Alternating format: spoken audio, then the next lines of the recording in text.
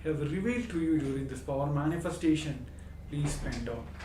Even if it's any color, shapes, an object, or a plant, fruit, animal, or a person, whatever it may be, or you heard a sound from somewhere which you never expected, whatever has happened, please pen down.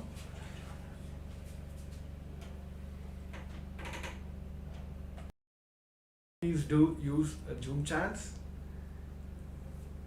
and post it in the comment sections also.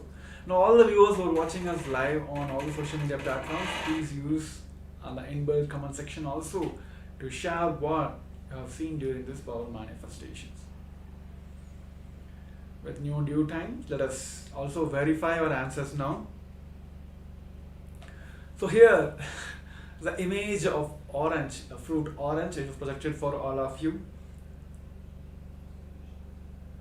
I remember like in one of the minor awakening, same kind of, I remember the moment I see the orange fruit, I also remember the same memory that one of the participants, like he was start seeing, like those days we used to have a physical participant who was sitting next to us for the entangling process during the power manifestations.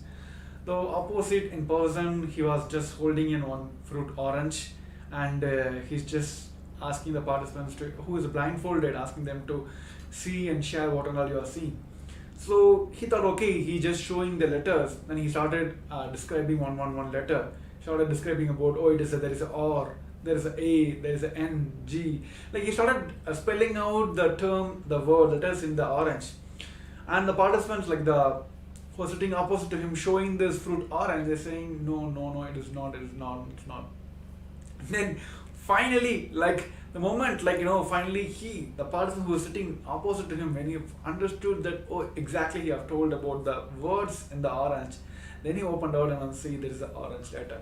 So that's how it is. Not that during this process of, like, manifesting this power manifestation one by one, he will start playing with you in multiple ways, and of course at the end he will give as like naked eye you are able to manifest the third eye.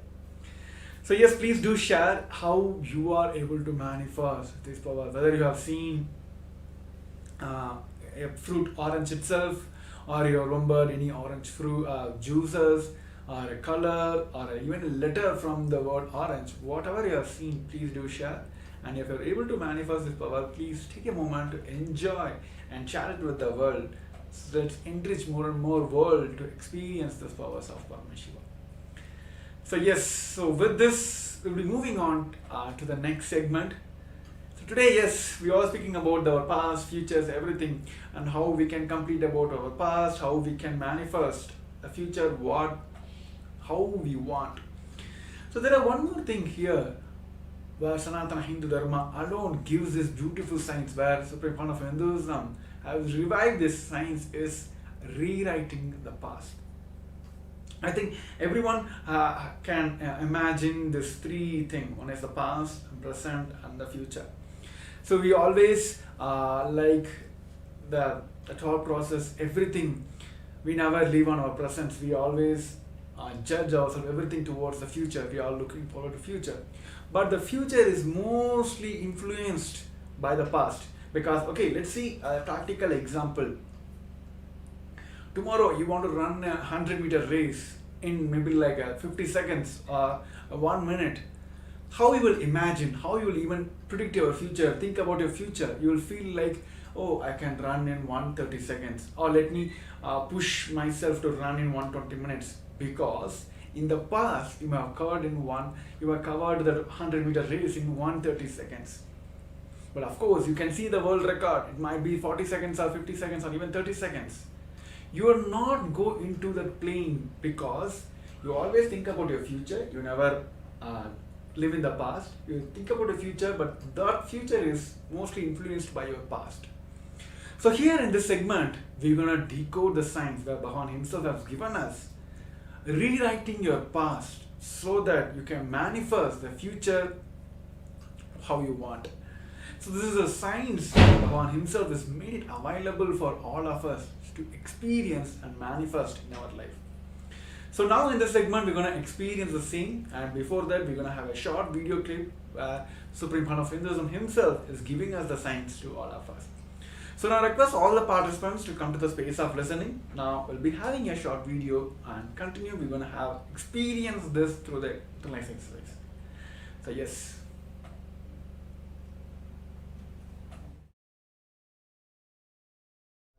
Paramashivoham. Om Nithyananda. Paramashivoham. Om Nithyananda. Paramashivoham. Om Nithyananda.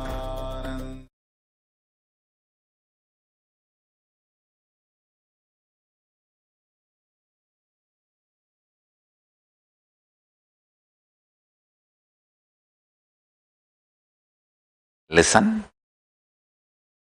Listen. I want to tell you two things. One,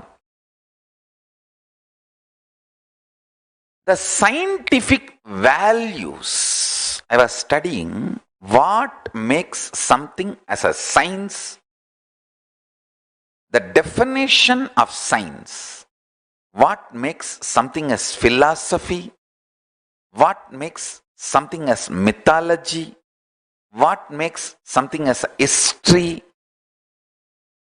I was studying the definition of the qualities and the substance.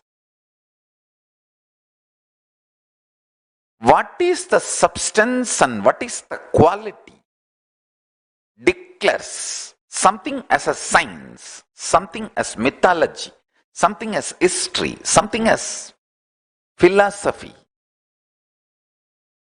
I tell you, after thoroughly studying, and I was also spending some time with many different autobiographies of people from various walks of life, from different parts of the world and different time and culture. Listen. The conclusion I arrived,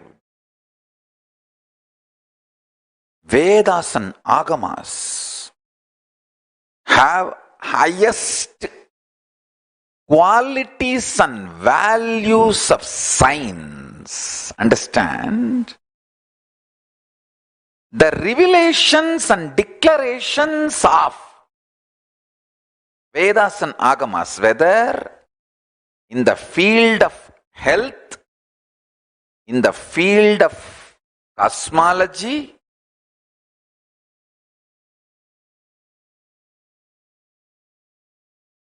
from simple healing your stomach pain to knowing the whole cosmos. The revelations of Agamas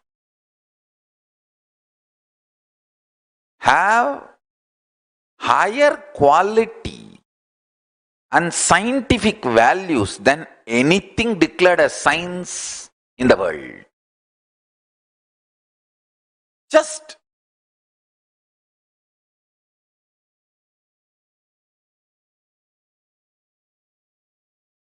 I need to wake the whole world to this reality. The Paramashiva Jnana, the quality, listen, the quality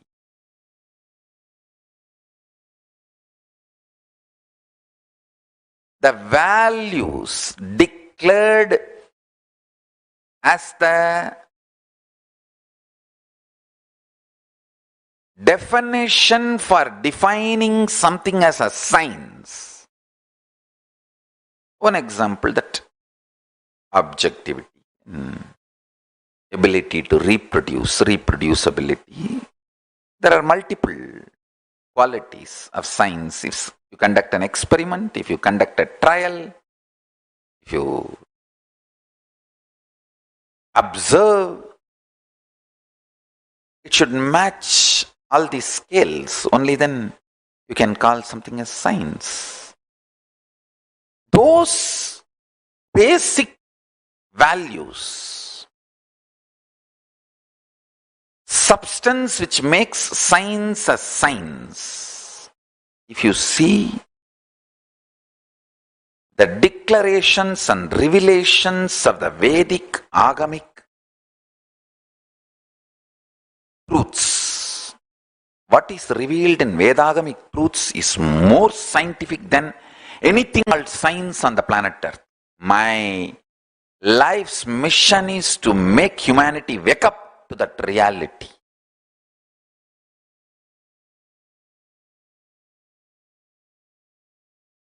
The first statement I am making, past can be completely changed, altered, transformed, deleted, and made to disappear in parts or full, and rewritten as we want. I do not want to leave any doubt. That is why multiple words I am using. Past can be fully deleted, or half deleted, or partly deleted, deleted as we want. It can be transformed fully, partly, as we want. It can be changed, rewritten, fully, partly, or as we want. Understand?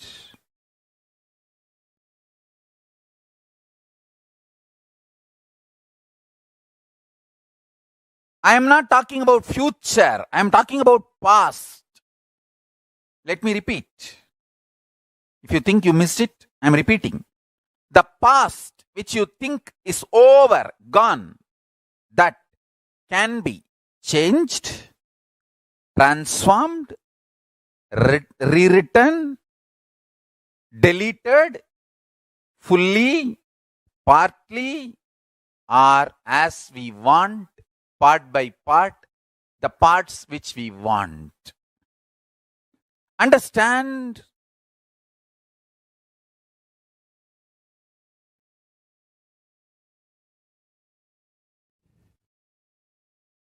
I'll tell you one small incident. I used to make a lot of beautiful deities in clay. I'll collect the clay after the Ganesh Chaturthi. The vendors, the people who make clay Ganeshas, they are basically the traditional family of Kuyavar family. The families who make parts and sell in the village.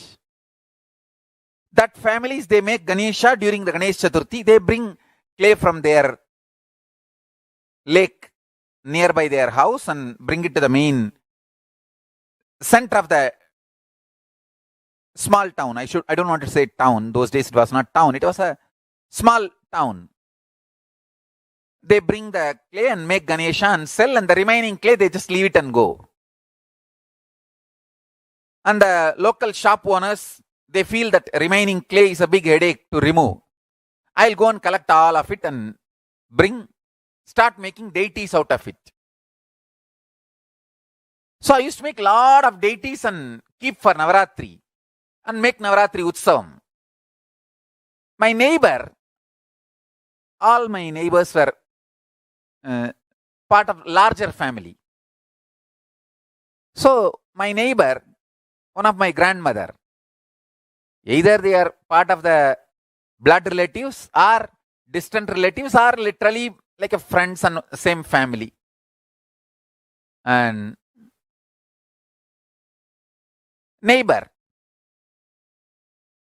we had one of my grandmothers. I do not know how she is related to me directly or indirectly. Her name is Pattamma, we used to call, and she's a very sweet person.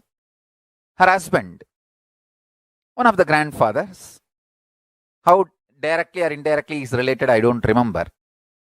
He told me once, Instead of wasting whole day making this deities on your own, just spend few rupee in the shop, you will get it and bring and keep it and celebrate Navaratri. Those days I used to be having darshan of Arunagiri Yogeshwara. I ran to Arunagiri Yogeshwara and said, my neighbor Tata is telling like this, Swamiji, what do you think? Can you tell me what should I do? He laughed and said, all the people who buy from the shop and keep, do you think they get enlightened? They get experience. It is not the deity, it is the time you spend, your energy, your involvement, that makes you enlightened. He made a very beautiful statement.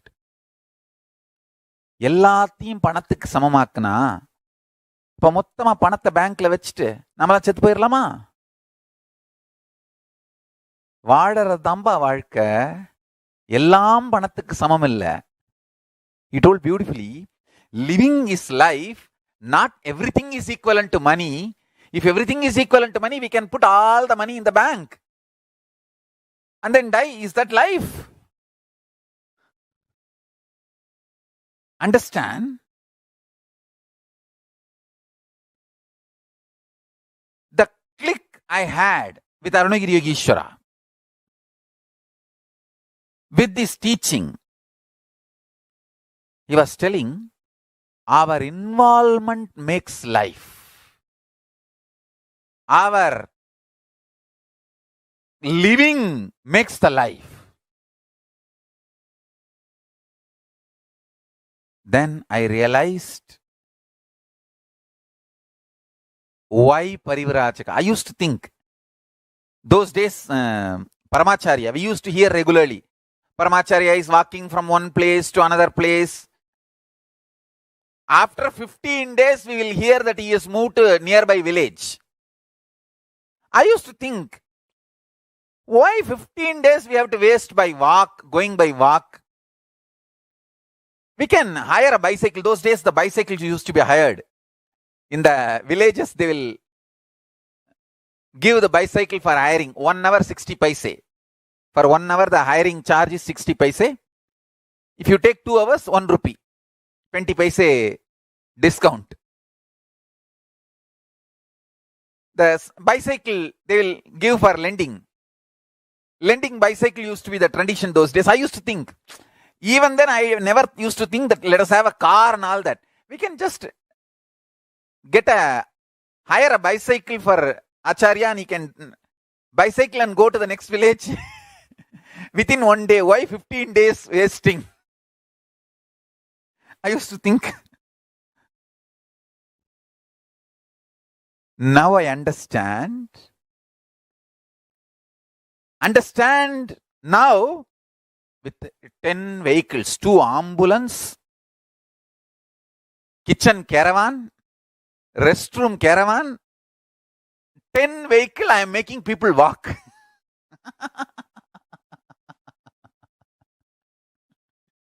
Because I know.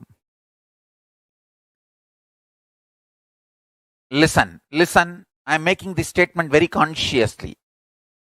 Anyone intensely dives into the now, the present life, gets the power, not just rewriting or writing, creating the future as you want.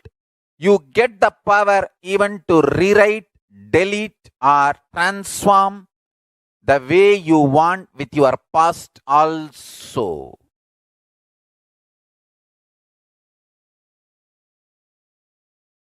You may think Swamiji will always exaggerate. No. If you think I always exaggerate, you are man.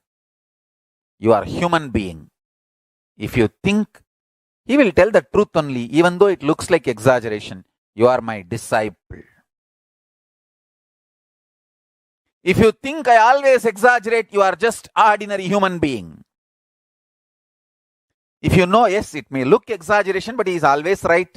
In few days I will understand, in few days I will realize what he said. Then you are my disciple.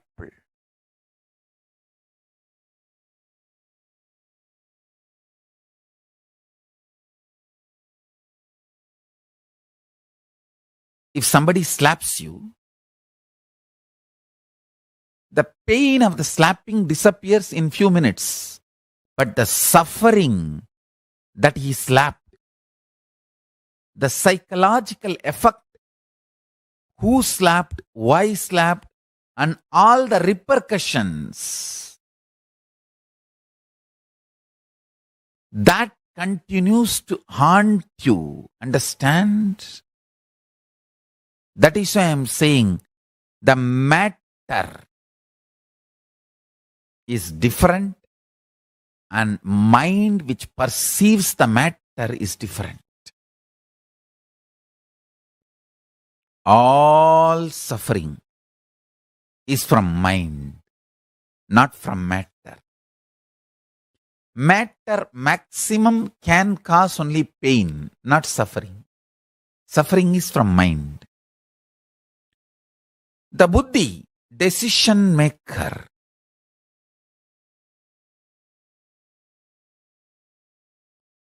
always tries to compromise, knowing the mind is delusion. Understand? That is the biggest problem. See, the buddhi knows the ultimate truth, consciousness, but it always consoles itself. I know this is the highest truth, but this is the practical reality now. So let me respond to it. Understand? Not responding to what you believe as practical reality is the most practical reality. If you want to be really practical, do not respond to what you believe as practical or what is presented to you as practical. Anybody who does not believe in what is presented to him as practical by the mind becomes winner. The most intelligent game in the life is do not believe what is presented to you as practical by the mind, because mind is waiting to get hurt and it is loaded with the wounds of the past. It is going to only repeat the pains of the past into the future or make you believe the pains of the past is going to come into the future, so you can continue to be the slave of the mind. Understand? Mind is like your senior subordinate. He wants to keep you under his control. He can keep only if you are continuously in problem.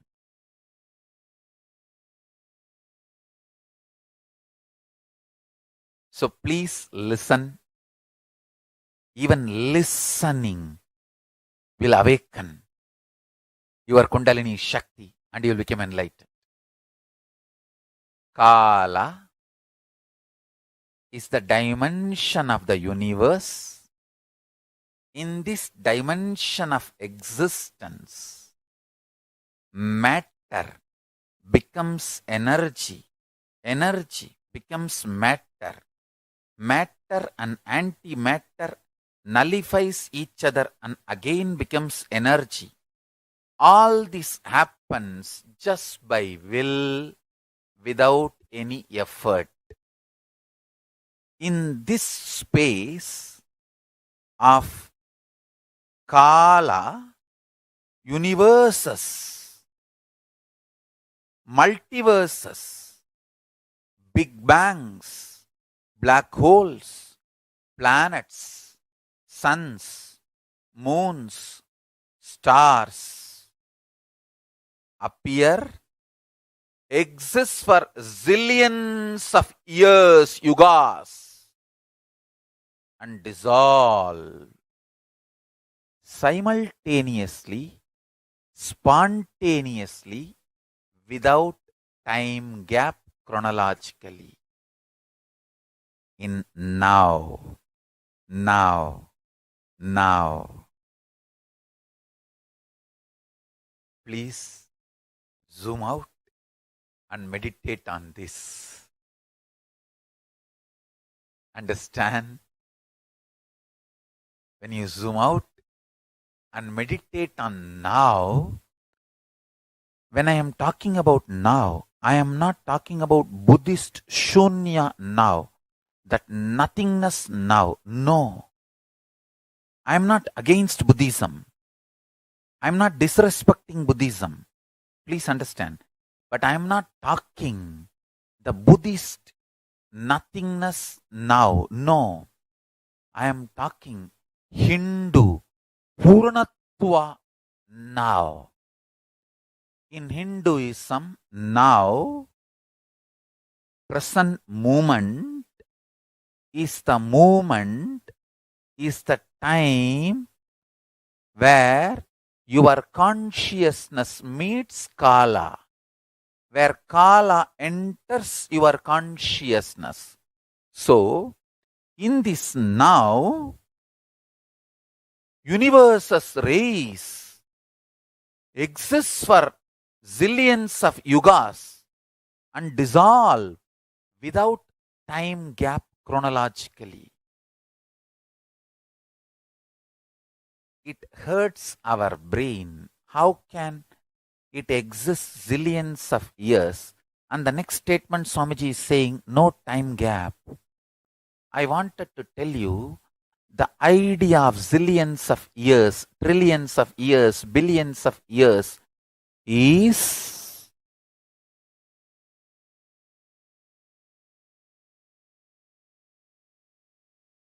relative existence, not existential reality. It is relative, not existence. Whoever meditates on the existential reality gets enlightened, gets liberated, downloads powerful strategies for life. Understand? All matured strategies for life, powerful strategies for life comes from Upanishad, Vedas and Agamas. Vedas and Agamas are Akashic records of KAILASA. Please understand.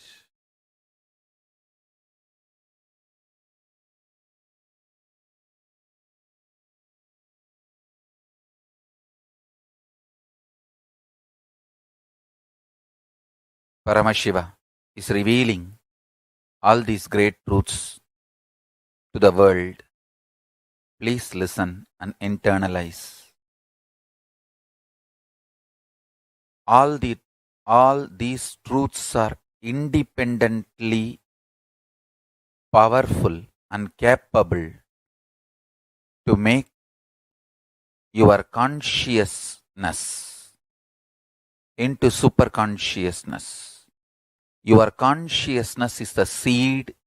It is a possibility. If you understand these great truths, it can flower into superconsciousness. The seed is waiting to flower to achieve its completion and fulfillment.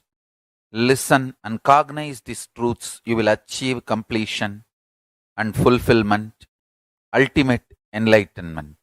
Listen. The first truth.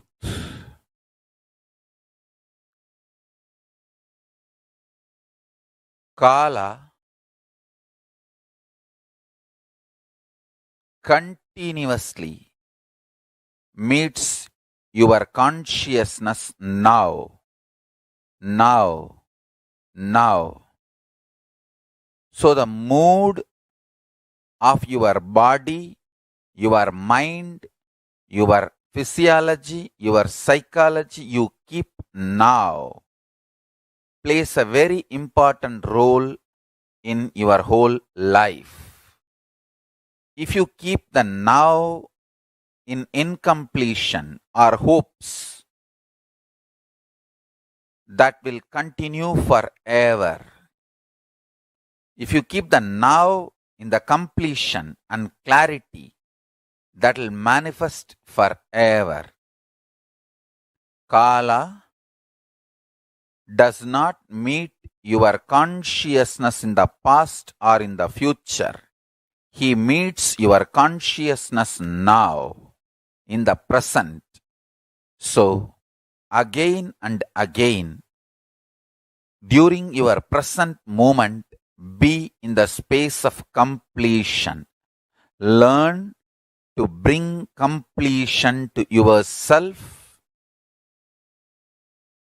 restful awareness to yourself now, and do not have guilt or worry if you have the influence of the past and influence of the future on present now. Guilt or fear is a one more incompletion that is not going to help. So, not engaging with guilt, not engaging with fear, unclutching with fear, incompletions, guilt is the right attitude. Understand the official attitude towards incompletions, towards guilt, towards fear is unclutching, and all the further manipulation of fears, if you unclutch, life will become worse. All those fears are manipulation of fears. All those multi-level fears do not have the real existence. They are delusion, constantly invading your inner space to destroy the possibility of enlightenment. Please understand.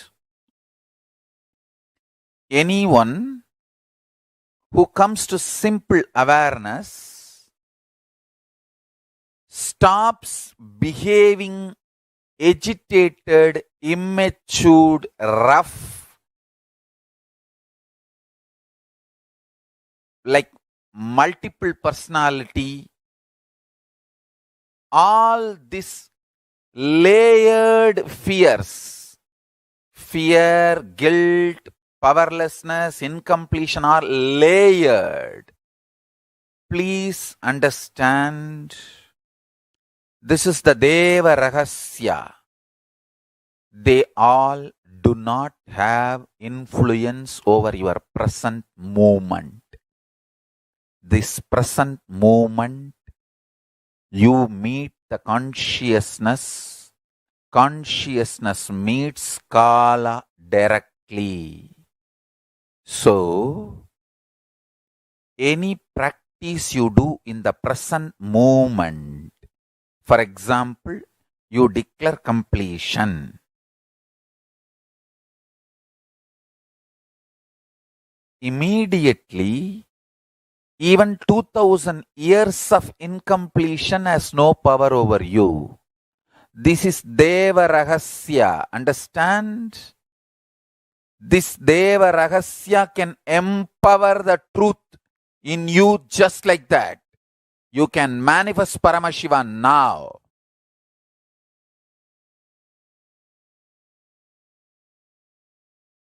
Hinduism not only claims, it declares, not only the future can be built as you want, the past can be altered as you want. If you start practicing completion from today, every night, not only you will build your future as you want, I give you the power to change your past as you want. Start practicing completion intensely, sincerely every day, you will understand. Building the future as you want is possibility. Changing the past as you want is power. Understand? Building the future as you want is a possibility. Changing your past as you want is power. This power and possibility, both possibility to build the future, power to change the past, both starts manifesting in you when you start doing completion intensely every day.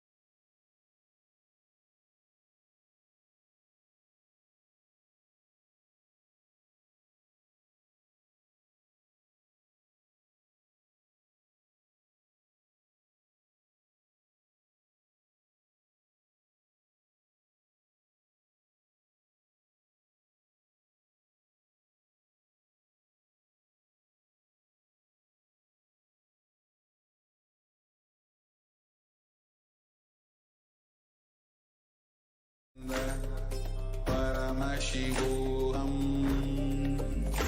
Om Nithyananda.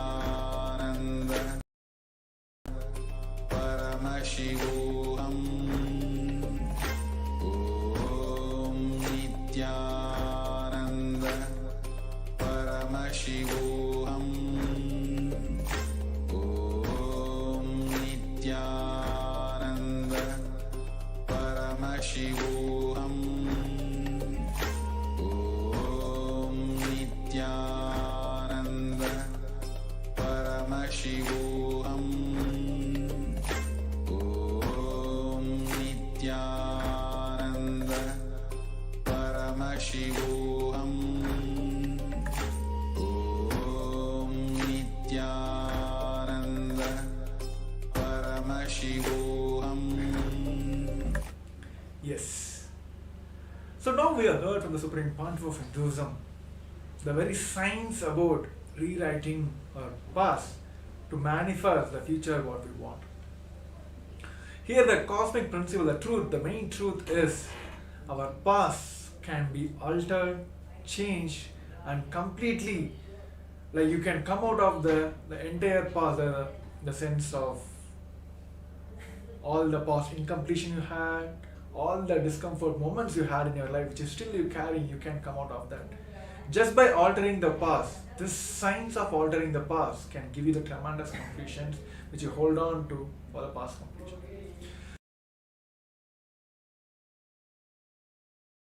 And one more thing is, like as Swamiji has said clearly, our mind is just waiting to get hurt. It may put a blame on the past or future expectations, all that. The very principle which we want to understand here is our mind is just waiting to get hurt. So that is why there's all this completion process, the science of manifesting the powers will give you the tremendous experience of coming out of this past. So now, as followed by the Jnana video which we have seen now, we'll be entering into the internalized exercise which gives a step-by-step process to come out and alter our past. So now I request all the participants to come to the space of listening. Now we'll be entering into the exercise which gives us the experiencing of the altering our past.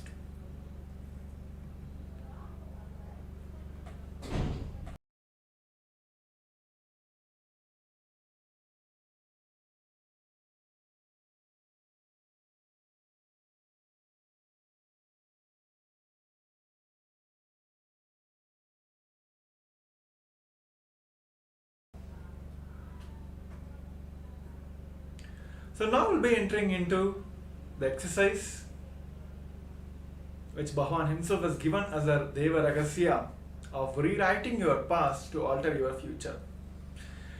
See, the mood of your body, your mind, your psychology, your physiology, whatever you're keeping now plays a very important role in your entire life.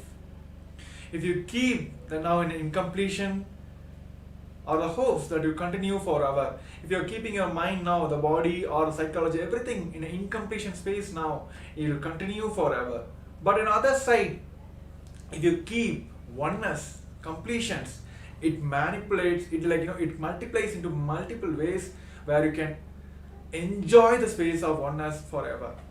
So this process we will be entering and doing now, which rewriting our past so that all our incompletions will just wipe off. So therefore, the keeping the now in a completion and clarity oriented space will manifest forever and gives the tremendous oneness experience in us. So now we'll be taking a 10 minutes, and of course this technique can be practiced whenever you get a time, whenever you feel that the life is not manifesting the way you want. Just sit down and do this process every time. So if you start consciously deciding that I will start manifesting, practicing completion from today, from now, that itself will give a tremendous power to complete with all the past you have in your life. If you start practicing completion from today, every night, not only you will build your future as you want, it gives the power to change your past as you want. So here the completion is the tool, and your will persistence to do this process every day is a tremendous power, not only to complete now and complete from your past also. So now I request all the participants to sit and consciously decide and practice completion now. Whatever you have written in the previous segment, or all your past incompletions, the suffocating moments, please sit now and do the completions. Just go back, relive and relive from all those moments now. So let us practice and experience the completion now. So I request all the participants to please bring back all the incompletions you have written in the previous segment and consciously relive all those incidents and complete with all the past. Yes, let us continue the process now. Ananda Paramashivoham Om Nithyananda Paramashivoham Om Nithyananda Paramashivoham Om Nithyananda Paramashivoham Om Nithyananda Paramashivoham Om Nithyananda Paramashivoham Om Nithyananda Paramashivoham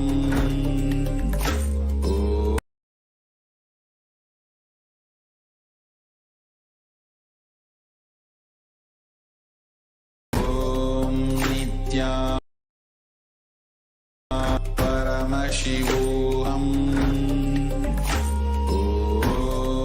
Nithyananda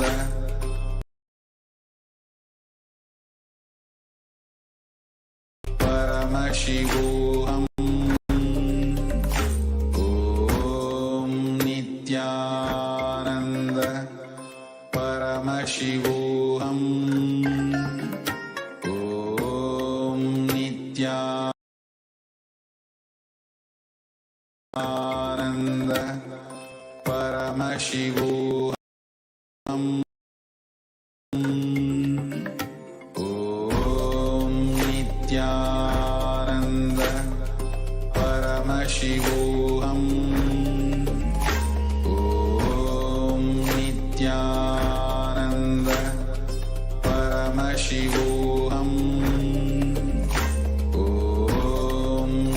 Nithyananda Paramashivoham. Om Nithyananda Paramashivoham. Om Nithyananda Paramashivoham.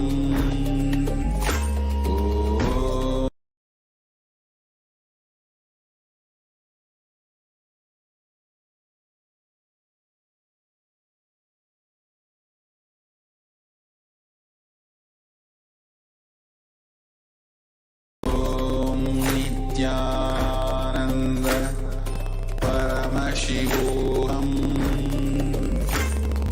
Om Nithyananda Paramashivoham.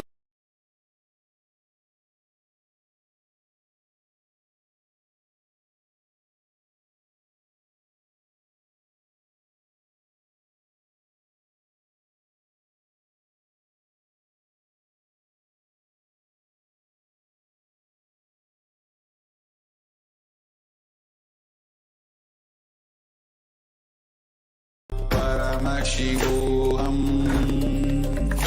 Om Nithyananda Paramashivoham. Om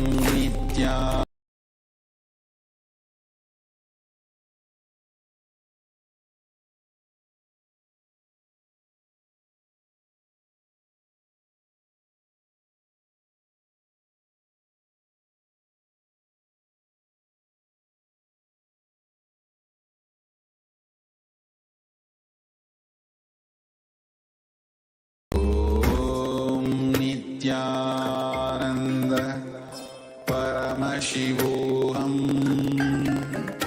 Om Nithyananda Paramashivoham. Paramashivoham. Om Nithyananda Paramashivoham. Om Nithyananda Paramashivoham. Om Nithyananda Paramashivoham. Om Nithyananda Paramashivoham. Om Nithyananda Paramashivoham. Om Nithyananda Paramashivoham. Om Nithyananda Paramashivoham. Om Nithyananda Paramashivoham. Om Nithyananda Paramashivoham.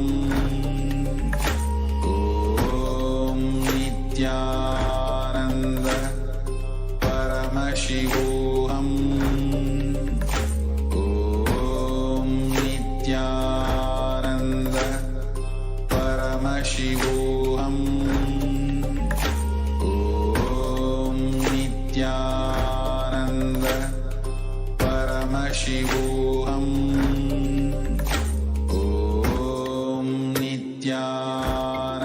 Nithyananda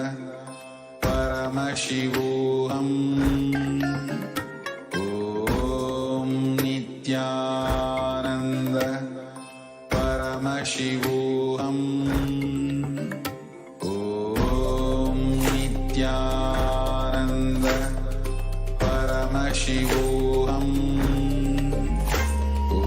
Om Nithyananda Paramashivoham. Om Nithyananda Paramashivoham. Om Nithyananda Paramashivoham. Om Nithyananda Paramashivoham. Paramashivoham. Om Nithyananda Paramashivoham. Om Nithyananda Paramashivoham. Om Nithyananda Paramashivoham. Om Nithyananda Paramashivoham. Om Nithyananda Paramashivoham. Om Nithyananda Paramashivoham. Om Nithyananda Paramashivoham.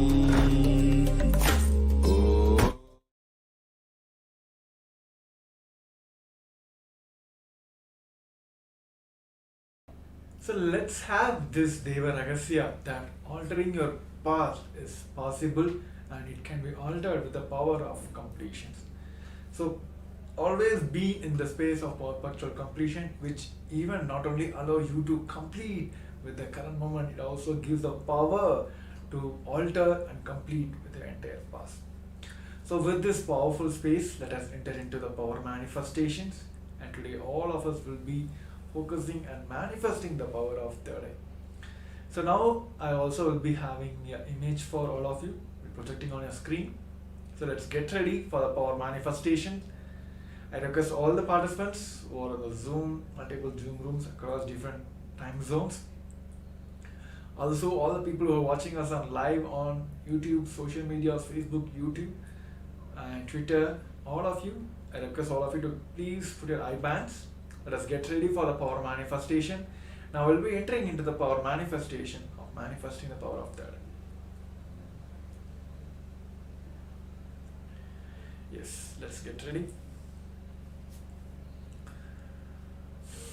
Let's sit straight, head neck spine in a straight line. With that space of complete completion and immense oneness with Paramashiva. Let us strongly visualize that Swamiji is manifesting through you and manifesting all the powers of Paramashiva. Let us chant the Mahavakya Om Nithyananda Paramashivoham. Om Nithyananda Paramashivoham. Om Nithyananda Paramashivoham. Om Nithyananda Paramashivoham. Let's continue chanting the Mahavakya intensely. Nithyananda Paramashivoham. Om Nithyananda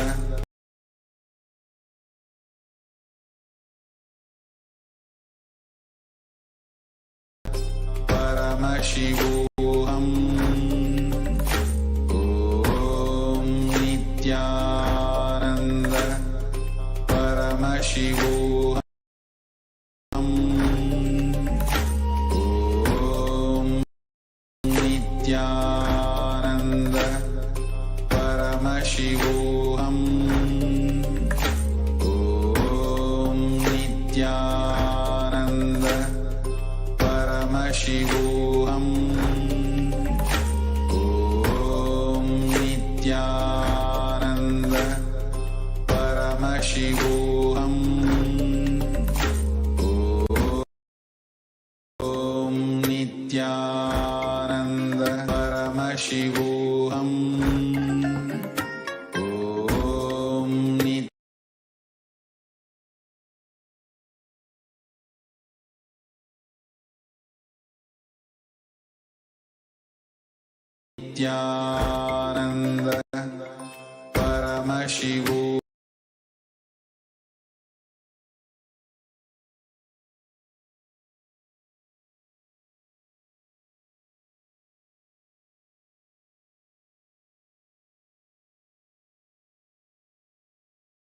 Paramashivoham.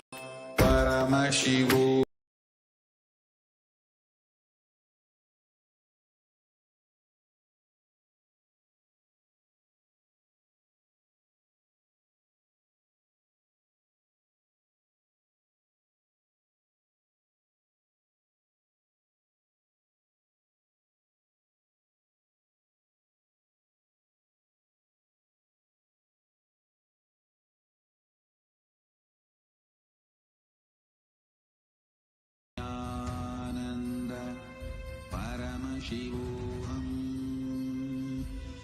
Om Nithyananda Paramashivoham. Om Nithyananda Paramashivoham. Om Nithyananda Paramashivoham. Om Nithyananda Paramashivoham. Om Nithyananda Paramashivoham. Om Nithyananda Paramashivoham. Om Nithyananda Paramashivoham. Om Nithyananda Paramashivoham. Om Nithyananda Paramashivoham. Om Nithyananda Paramashivoham. Om Nithyananda Paramashivoham. Om Nithyananda Paramashivoham. Om Nithyananda Paramashivoham.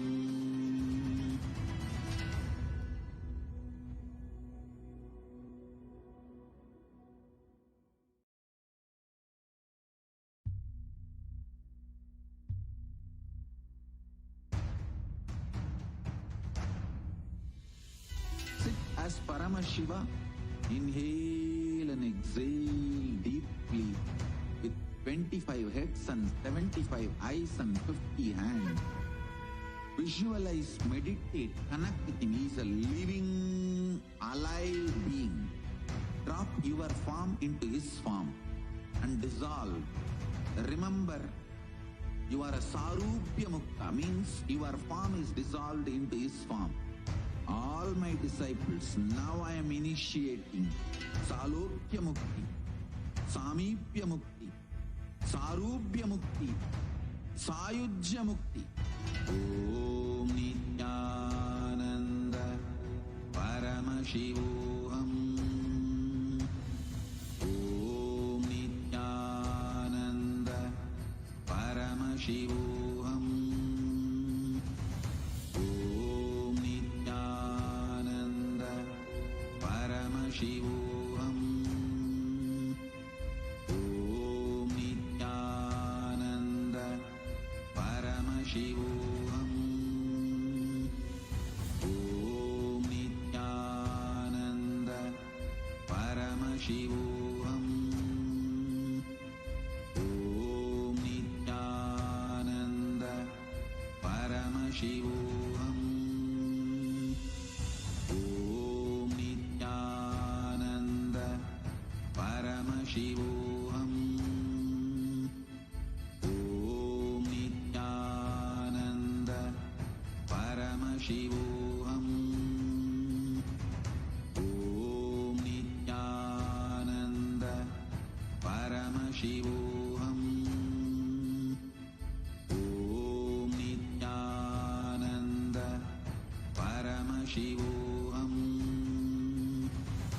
Om Nithyananda Paramashivoham. Om Nithyananda Paramashivoham.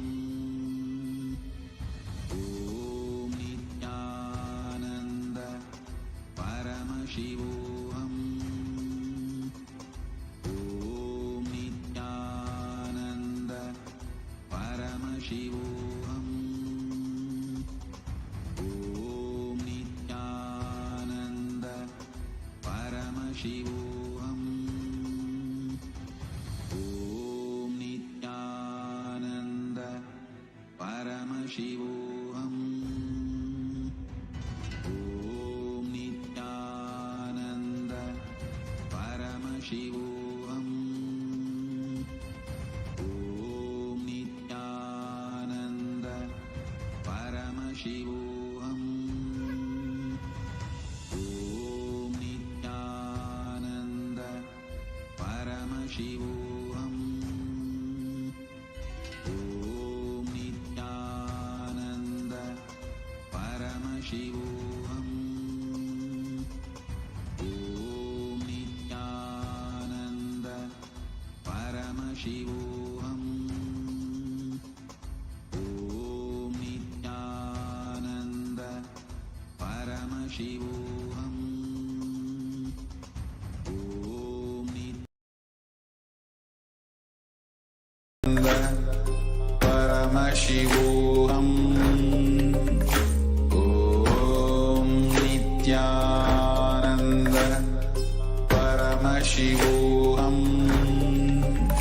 Om Nithyananda Paramashivoham. Om Nithyananda Paramashivoham.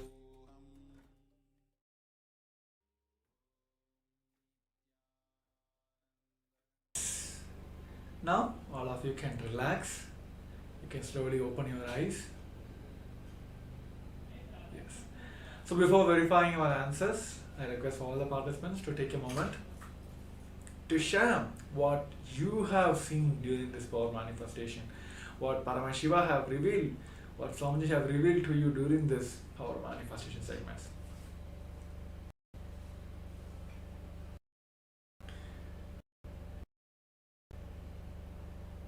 I think many participants have shared their experience about how they were able to manifest the powers during the last power manifest segment. Especially we have seen the fruit orange. There are many ways that Paramashiva himself will start revealing to you. So now, let us also verify this round of answers now. Here is the picture of a book rack filled with completely of books were projected to you during this power manifestation segment. And if you have remember any, if you have seen any such image, or if you have, like Paramashiva showed you any book rack or a book, or it might be you've just heard about, or you have seen the Bhagavad Gita book, whatever you have seen during this power manifestation, please do share. And if you're able to manifest this power, please take a moment to record yourself and share it in a social media, and invite your friends and families also to please do join this wonderful journey of Paramashivoham with the Supreme Pontiff of Hinduism. So yes, with this, we'll be moving on to the next segment. It's today is a kind of power packed, and also we have a 1 day away from celebrating the Ganesh Chaturthi festival. So Ganesha is the embodiment of completions. So today, as we are seeing how we can manifest the future the way we want by altering our past. So in this segment, we're going to address and we're going to learn the science of how we can break free from the status quo. It has been there for everyone. There are many times we always struck with this one thing which is status quo. We just neglect the situation saying that, oh, I'm in a status quo. So today in this segment, we're going to understand first the science and how we can break free from the status quo. And we will be entering into a segment also to internalize exercise, to practice and experience this, how we can break free from the status quo. So now I request all of you, all the participants, for the listening. Now I'll be having a video for you.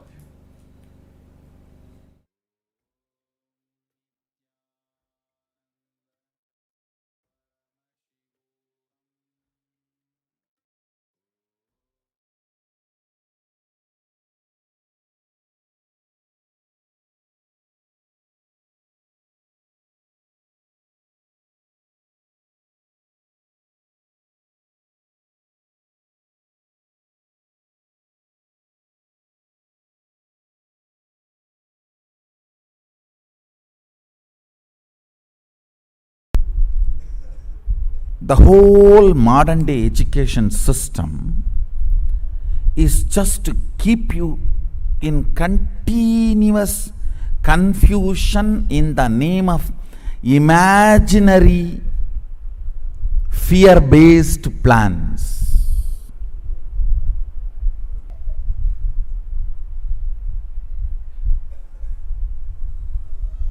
I am not against planning. I am against enjoying your confusion, laziness, stupidity in the name of planning. Completely disconnecting you from reality and the requirements of the life is modern day education, where you are taught very well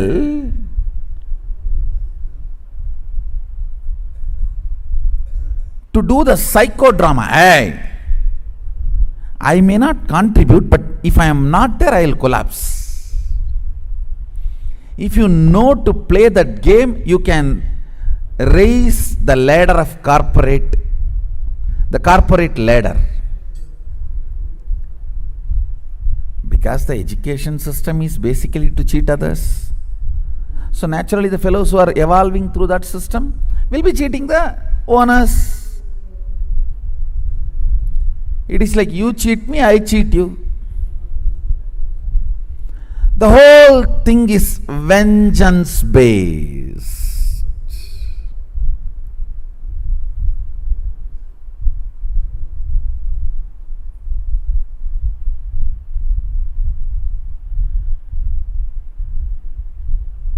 No doubt, when you build large buildings and develop a city, you need to understand how the sewage water need to go out, how the electricity circuit need to be provided,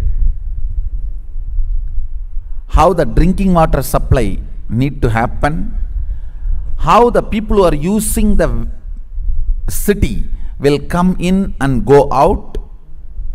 No doubt. But surely planning cannot replace living. The fundamental damage done is making the person believe life is difficult. Once the person starts believing life is difficult, even picking up this and keeping there becomes a big project plan. Will this table take the weight, and the weight is 200 gram, and the table's depth and the material in which table is made of, and the stress test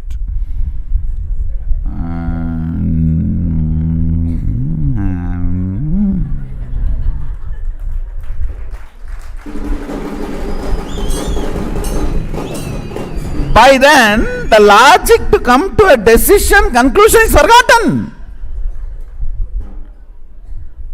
Now with what question you started thinking, what for you started your analysis is forgotten.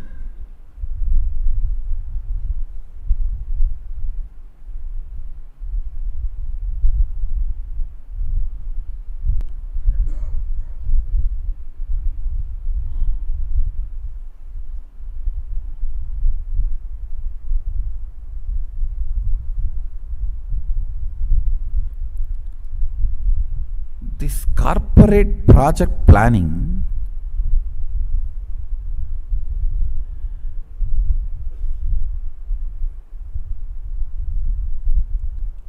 established in the fundamental false understanding life is difficult.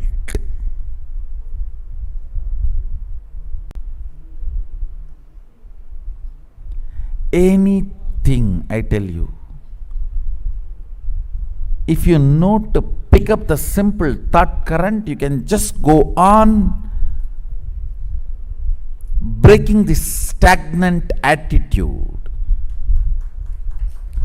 and the status quo, and go on be breaking.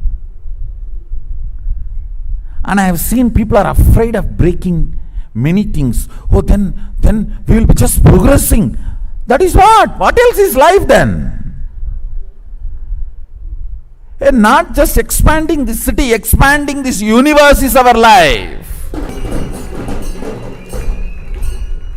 I am looking at billions expanding their consciousness and having access to all the multi-dimensions of the universe.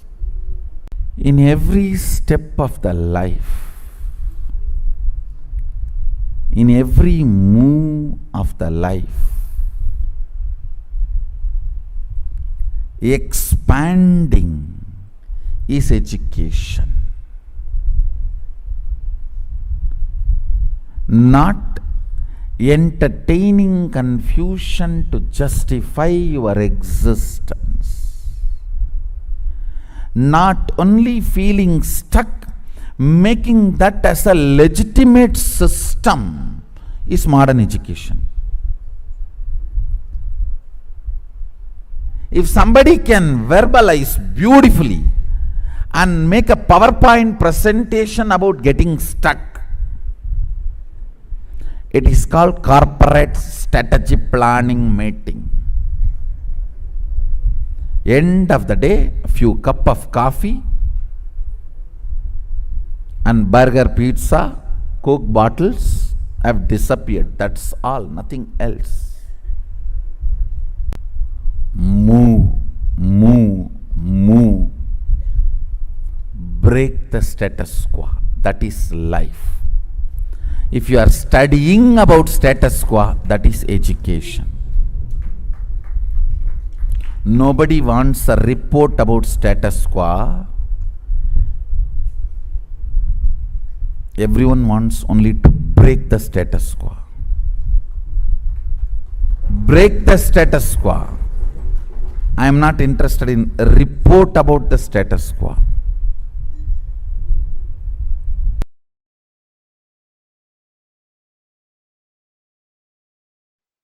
This is the greatest secret for being successful forever. Actually, I am going to make only 3 statements. Listen. Consciousness resides in you in the shape of intense light, in the shape of your thumb. See, just this thumb size, angushta matra. Thumb size, alive, intense life, tejas. That is consciousness. It stays inside you, thumb size light. Listen carefully. When I breathe tejas into your life, you will see the consciousness as an intense light in the size of your thumb. Angushtamatra purushaha. The size of the thumb, consciousness, purusha, resides in you. This is the first statement. Second,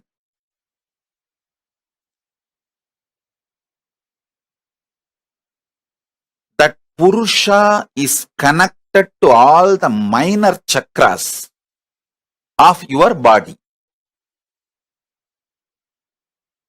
When I infuse energy into the Purusha of you, that Angushta Matra, your will to exist, your consciousness, your soul,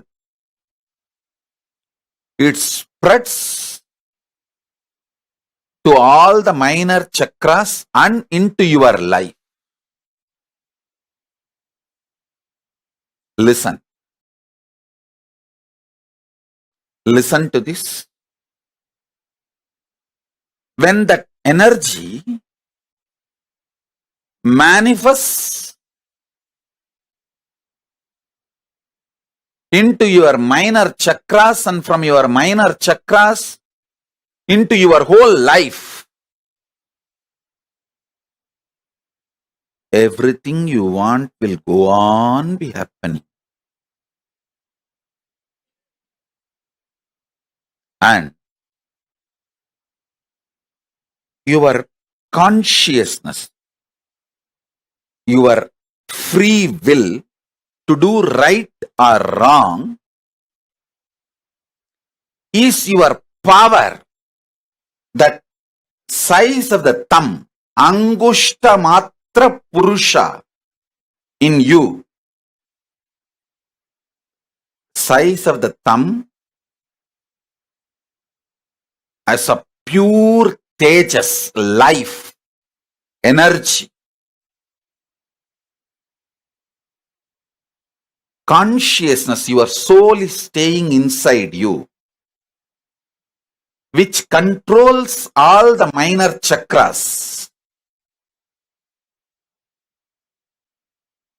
And that pure tejas, soul, can reflect Paramashiva himself. You don't need to feel shy in front of Paramashiva. His compassion, he made all of us from his own core material. See, the material out of which he made himself, the same material he took and made us also. Like the clay in which we make Ganesha, with the same clay we make the mouse, which eats all the Nivedyam we keep for Ganesha. The material with which Ganesha is made, out of the same material, the mouse, the cat, sorry, not cat, rat, the mouse, Ganesha's Vahana is also made. Same way, Paramashiva, the material with which he made himself, out of that same material, he just took material from him and made us. That material is that Angushta Matra Purushaha, Parameshwara. When he made Paramashiva, when he made himself, he took that same material and made all of us. That material is Angushta Matra Purushaha, freedom to do right or wrong, free will to do right or wrong. So now I'll give you the just three truths.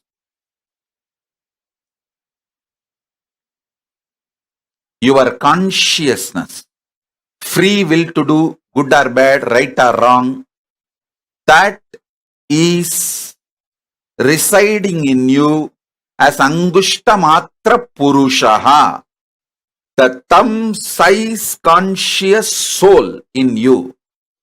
First. Second, all the minor chakras of your body is controlled by that Purusha.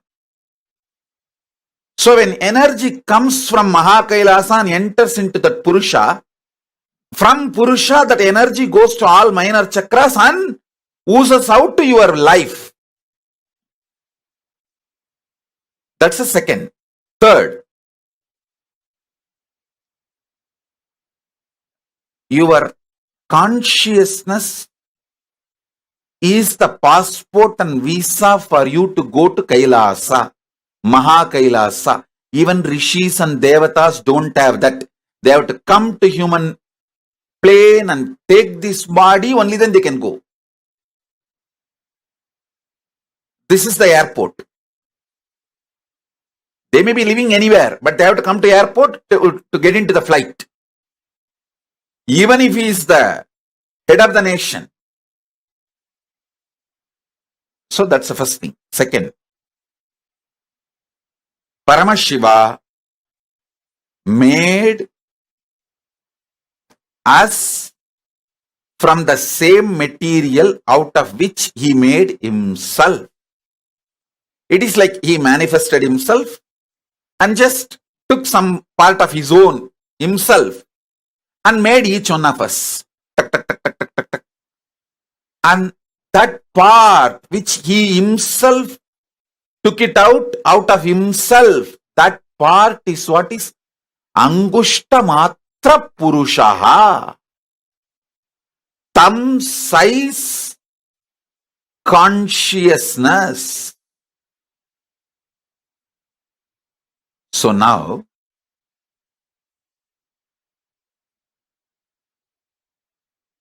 I will import more tejas, energy, consciousness from KAILASA and infuse into all your Angushta Matra Purushaha.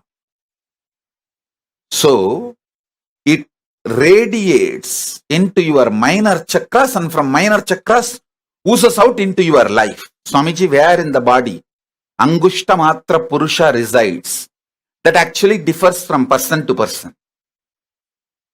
There is no such thing. See, generally, it resides in Anandagandha, just below the heart, above the navel. Just below the heart, below the Anagata chakra, above the navel chakra, this region.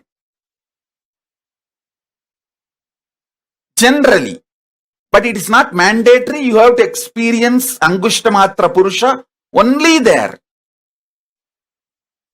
Sometimes you will experience even on the third eye, the Angushta Matra Purusha. Sometimes very highly evolved beings experience even on the Dwadashanta, means 12-inch above the Sahasrara. Dwadashanta.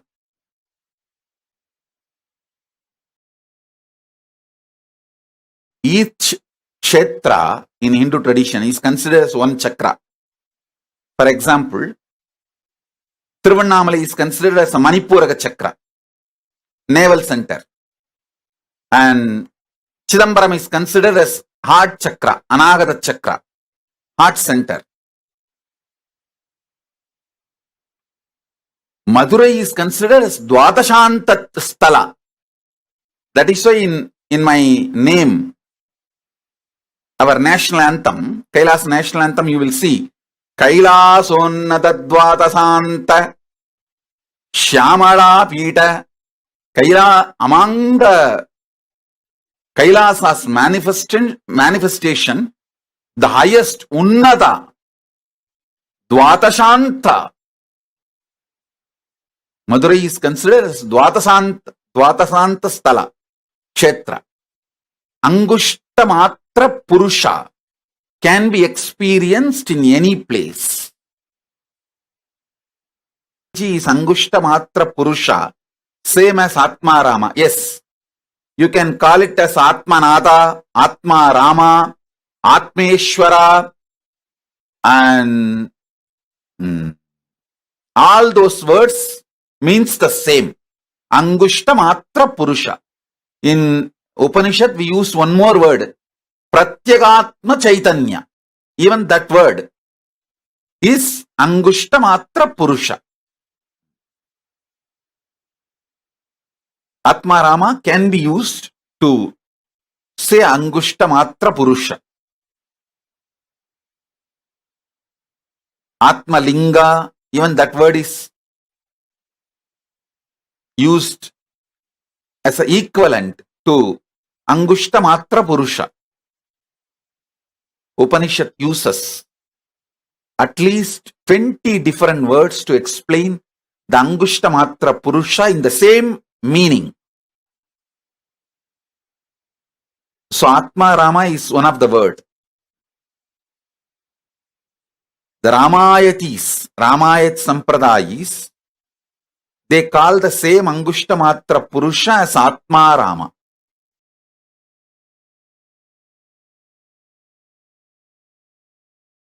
Listen carefully.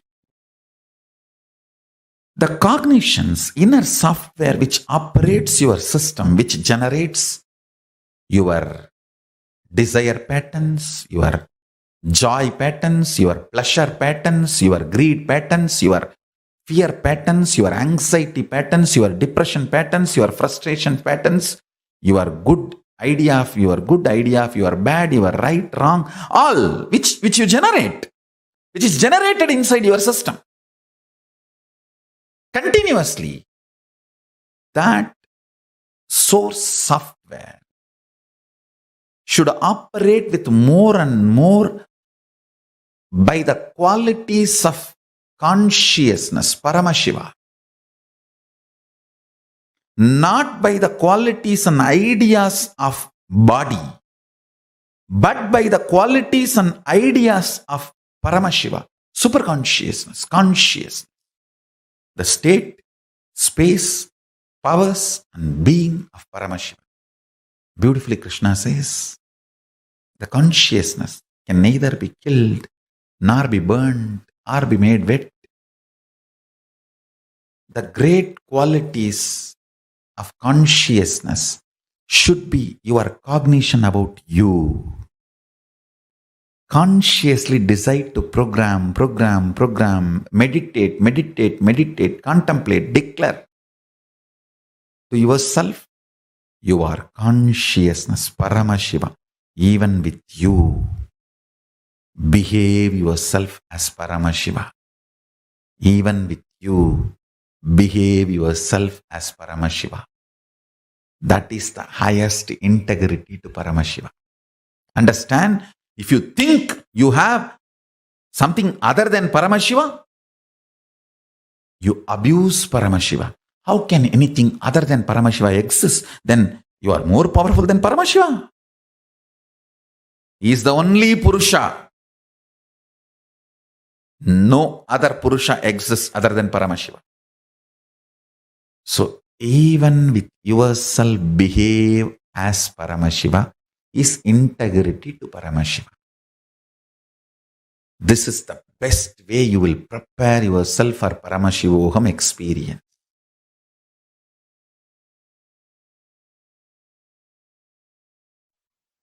Reality. Listen. Reality is what I am going to work now in this superconscious mutation process. Listen. You are alive. You are alive. That's the only reality.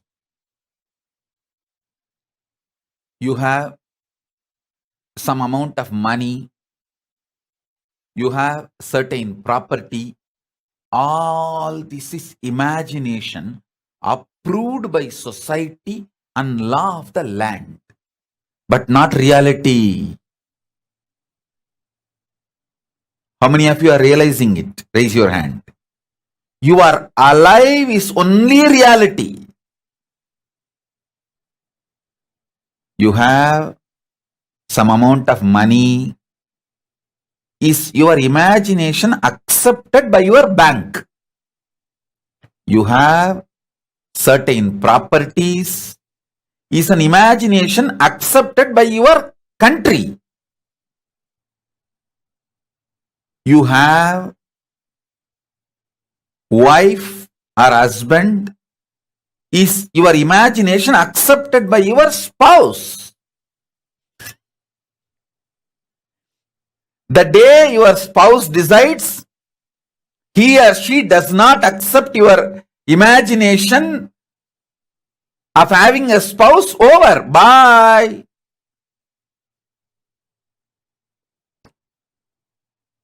You are alive is only reality.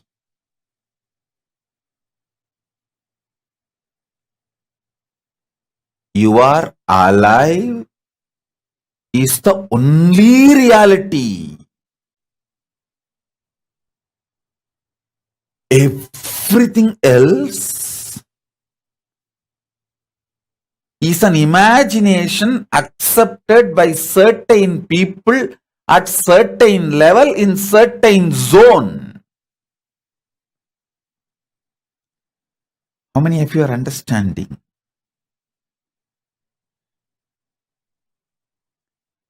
Other than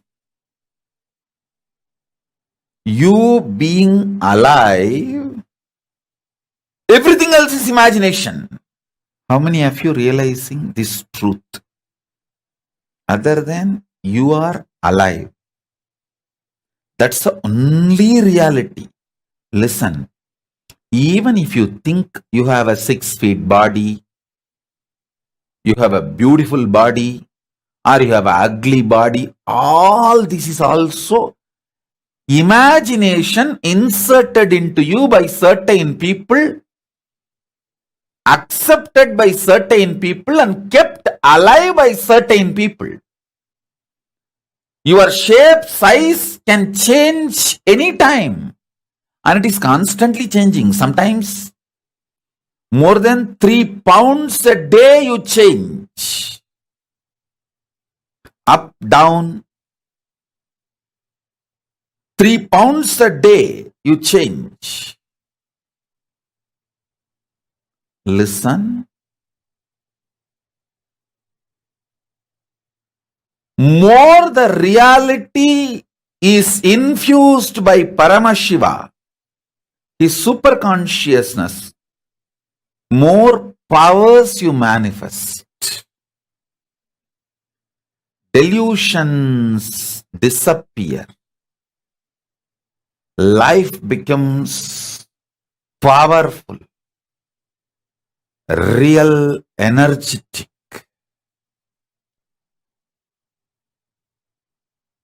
Don't be afraid of reality. That's all. Don't forcibly cling to delusion. Don't forcibly cling to delusion. If your life becomes more and more energetic, powerful, delusions lose power over you. In multi-level, evolve in reality. Let every day of your life raise you more and more into reality.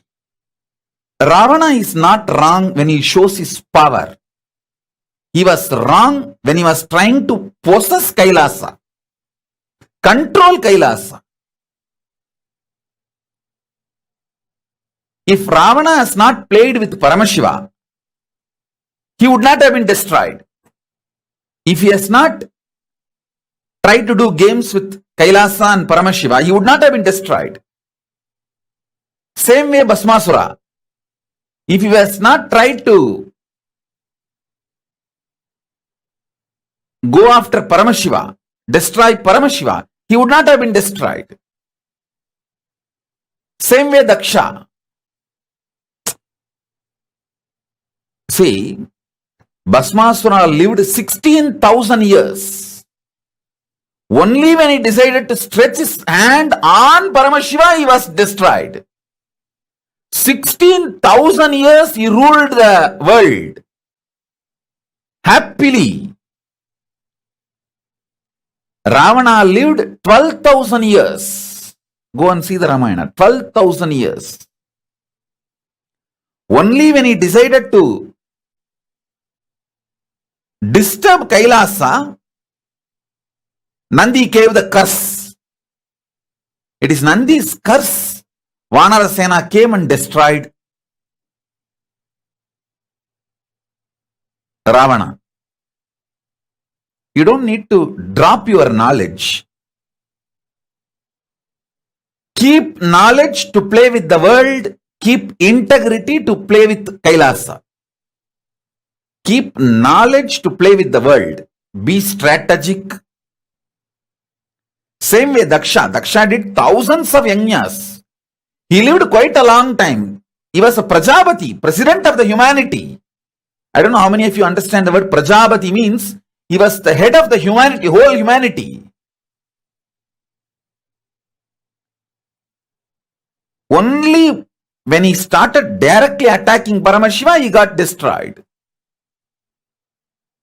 Having power, having knowledge, showing it in the world is not wrong. You get into mess only when you try to behave like Ravana, try to damage Kailasa or try to put your hand on Paramashiva, or like Daksha try to fight with Paramashiva, only then you get into trouble. Otherwise, you will never have trouble. Delusion with deluded people is not wrong. But when you try to show your delusion with reality, means Paramashiva or Kailasa, that is where you mess. Be boss to the world. Be a simple disciple to Paramashiva. Then you will be successful forever. As long as Ravana did not try to possess Kailasa, he lived ruling 3 worlds. I don't know how many of you know Ravana had the title Ravaneshwara. Ravana was living like a Ishwara for 3 worlds. Only when he decided to possess Kailasa, try to shake Kailasa, he got into the mess. Within 3 years he was killed. When he decided to take Kailasa and try to move Kailasa, after that only 3 years he lived. That's all. 12,000 years he lived as a Ishwara because he tried to disturb Kailasa only 3 years. Within 3 years he was destroyed. Ravana would have been great if he has not tried to fight with Kailasa. Nobody could have killed Bhasmasura if he has not stretched his hand on Paramashiva. Daksha would have been the Prajapati. I don't know how many of you know Daksha is a Smritikara. He wrote the first jurisprudence. Manusmriti was second, not first. Daksha Smriti was the first. Manusmriti was second. Because Daksha Smriti was discarded by Paramashiva, Manusmriti became popular. I don't know how many of you know. How many of you know that Daksha is the son-in-law of Manu? Manu's daughter is Daksha's wife. Because Daksha's Smriti was discarded, Paramashiva asked Manu to write one more Smriti. So Manu wrote the Smriti, that became the jurisprudence for human beings. Otherwise, the first jurisprudence was written by Daksha. Because he directly dared to attack Paramashiva, he was destroyed. Otherwise, he would not have been destroyed. Delusion being used with deluded people is okay. But don't try to use the delusion on reality. That is the only place where you mess it. Your delusion becomes too much. You think through your delusion you can play with reality. You can't sit in negotiation table with Paramashiva. You can't threaten Paramashiva. You can't use greed, fear, anything to deal with Paramashiva. Understand that. Simple, straightforward surrender. Conversational relationship. You will always win and protected. You will see everyone whom I am protecting and constantly winning in their life games. Just see, only thing they have is conversational relationship with me. That's all. And I know they will not try to use their delusion, fear, anger, violence, greed to deal with me. Use all that to deal with the world, not with me. If you use your delusion, you will make millions into billions in Wall Street. Because the whole Wall Street is delusion. Use delusion where the delusion is useful. If you use your strategies, your delusion, knowledge, everything in Wall Street, you will make millions into billions. Less than a year you will make. But if you use your delusions, your knowledge on Kailasa or on Paramashiva, you will lose everything.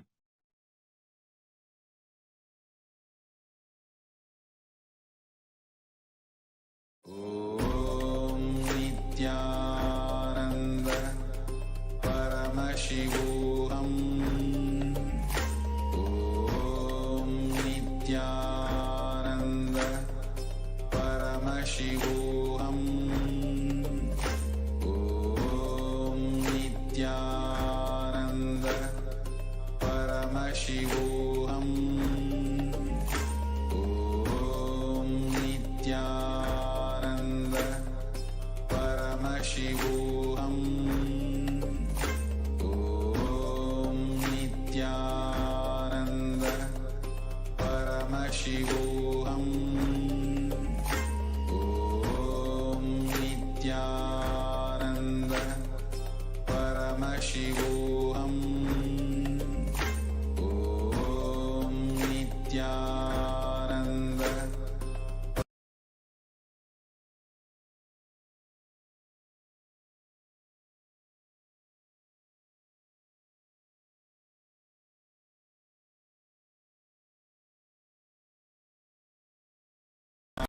Ananda Paramashivoham. Om Nithyananda Paramashivoham.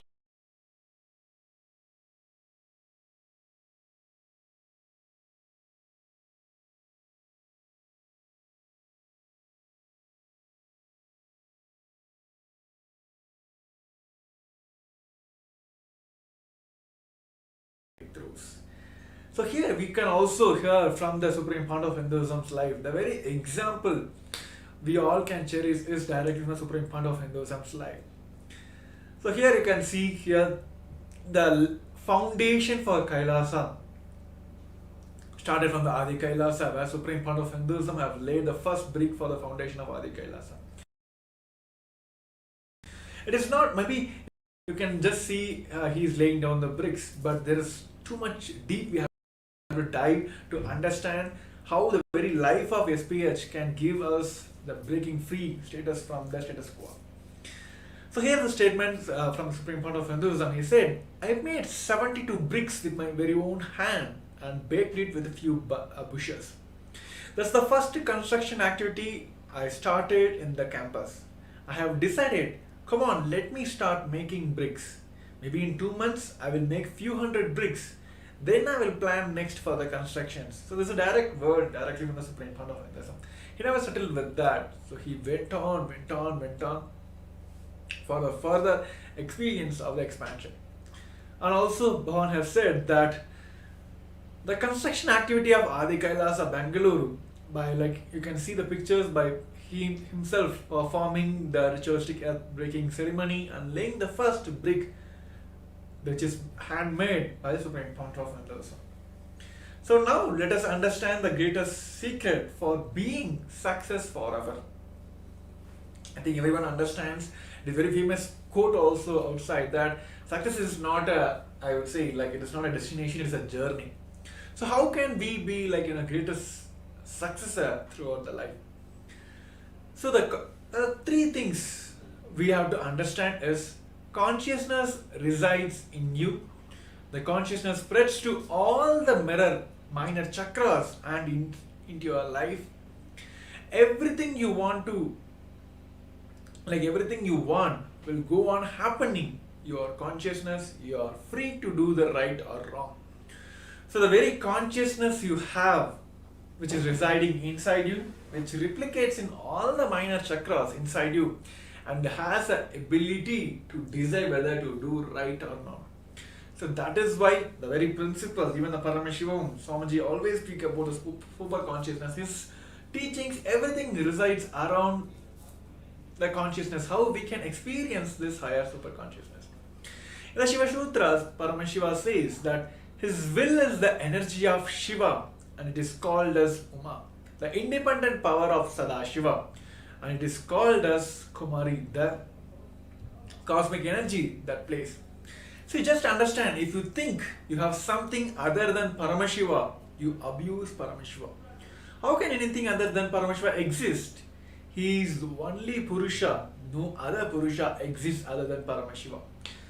If you feel that, oh, I'm a human being, I'm an intelligent, I'm a doctor, all that, yeah, maybe that there are professions that is never been a definition for you.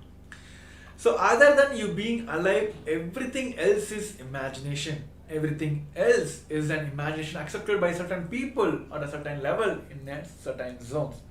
For example, you have some amount of money, you have certain property, that's all is imagination of a society and the law of the land. It's not a reality. So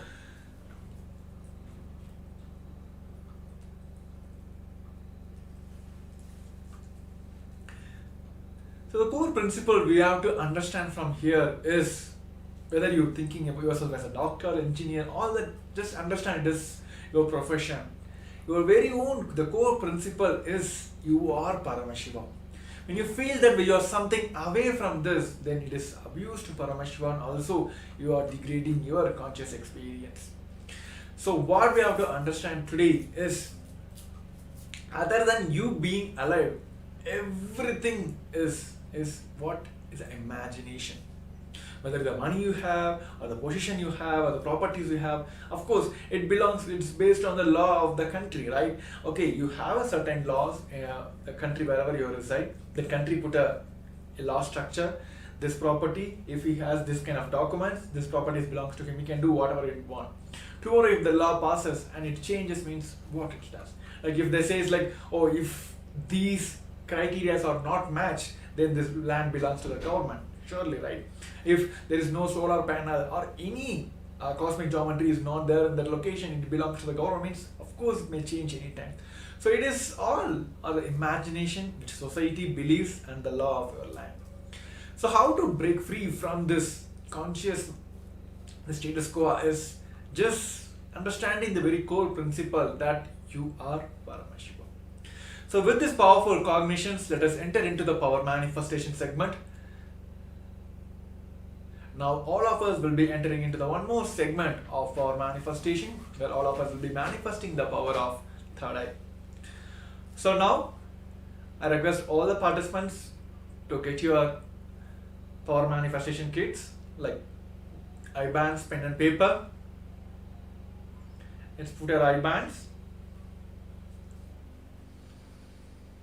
Just intensely declare yourself that I am Paramashivam.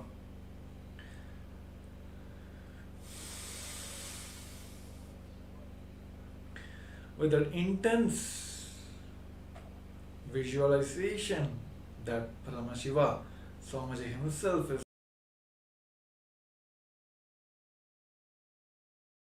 manifesting through this body. I am him. Let Paramashiva become the experience within me. With that subtle completion space, let us chant the Mahavakya, Om Nithyananda Paramashivoham. Nithyananda Paramashivoham. Om Nithyananda Paramashivoham. Om Nithyananda Paramashivoham.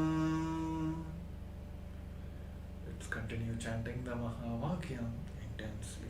Om Nithyananda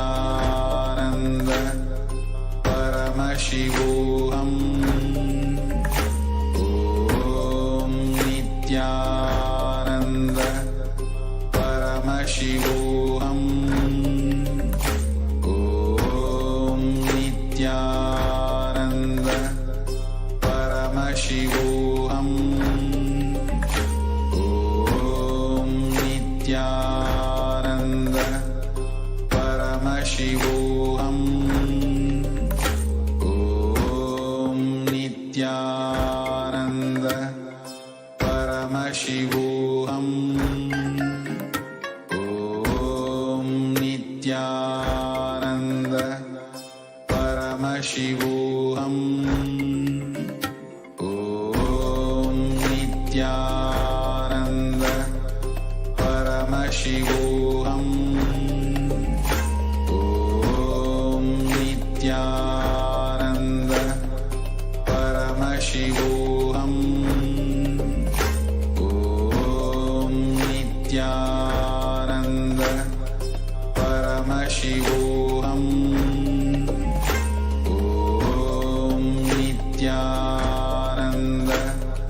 Paramashivoham.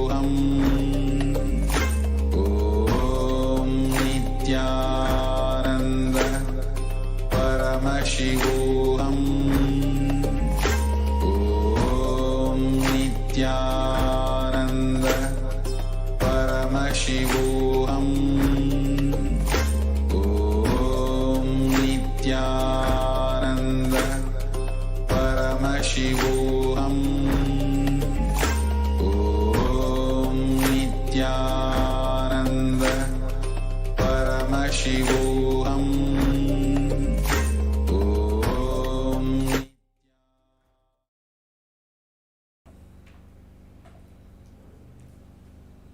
Yes, Nithyananda.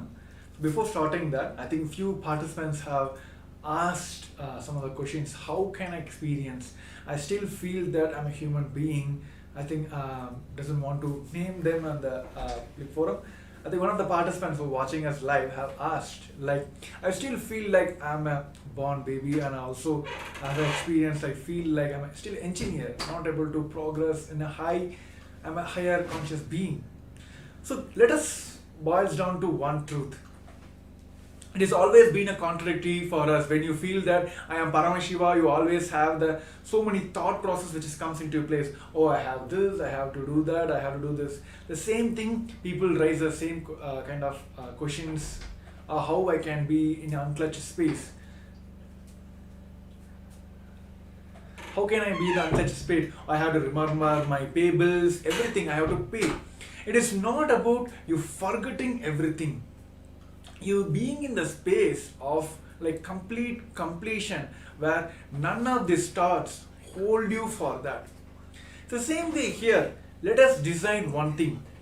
Let even whether it's a success or a blame, let us put it on him, because he is declaring this. Swamiji himself is declaring that you are Paramashiva. All these breakthroughs, it is, I will say, like once again called as a Leela. He'll just give this to you, that you play with it. The oneness you're experiencing, the simple belief and trust you have for him, that gives the tremendous experience for you. Whether we call it as a completion or superconscious breakthrough or unclutching or like experiencing oneness, Advaita, Paramashiva Advaita, whatever we can call it as, at the end it boils down to that simple integrity you have for him. That's all. It's boiled down there, that's all. Even today, when he says that you are Paramashiva, start believing, start living as if you are Paramashiva. If you're feeling that anything away from that, oh, I'm this, I'm that, I'm an engineer, I'm a doctor. These are the society have given you title, but it is not that you are that, right? And many people feel like, this is me. Like the moment you ask God, who are you? They'll just imagine themselves as the body with which they have now. Of course, the body and mind, when Paramashiva lands on you, when energy pours on you, you need a physical medium to observe all that, right? That is why there's so much science have been empowered on the principle of understanding your own body and mind, all that. But at the end, you are Paramashiva. You are one and you are seen as the universe exists. So with this powerful space that you are Paramashiva, start declaring yourself. You will manifest that space of Paramashiva, and the whole entangling process happening through the Bhavasamaya Darshan. The same thing, he'll just radiate him through this medium, through the Bhavasamaya Darshan, he radiates to you. That is the best part of we having Paramashiva himself as our beloved Guru in our life. So yes, so with this powerful space, let us enter into this power manifestation segments. You declare this one truth inside you that you are Paramashiva. He will just radiate through you. So now, I request all the participants to prepare the power manifestation kits ready for the power manifestation. Please bring your Atmalinga, Krishna Shila, Atmamurtis, all the spiritual alchemy products he has given you. It's all to like remind yourself every time, for you to entangle every time, to remind and be in the space of Paramashiva. So yes, let us enter into the power manifestation.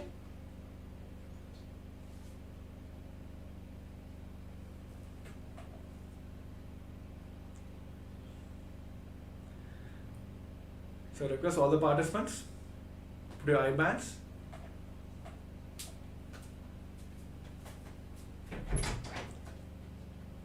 Make sure it is completely tight. No lights are getting inside.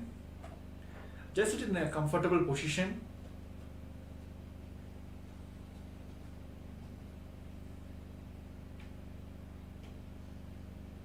Just declare this one statement within inside you, that you are Paramashiva.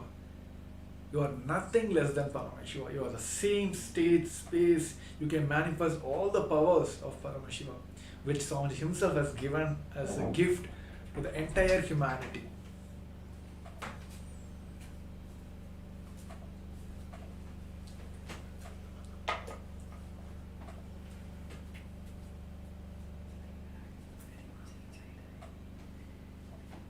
Let us sit straight, head neck spine in the straight line. With that powerful, that completion space, the strong visualize strongly that Swamiji himself, Paramashiva himself is manifesting through you, manifesting through your third eye as Maha Paramashiva, 25 heads, 50 hands and 75 eyes.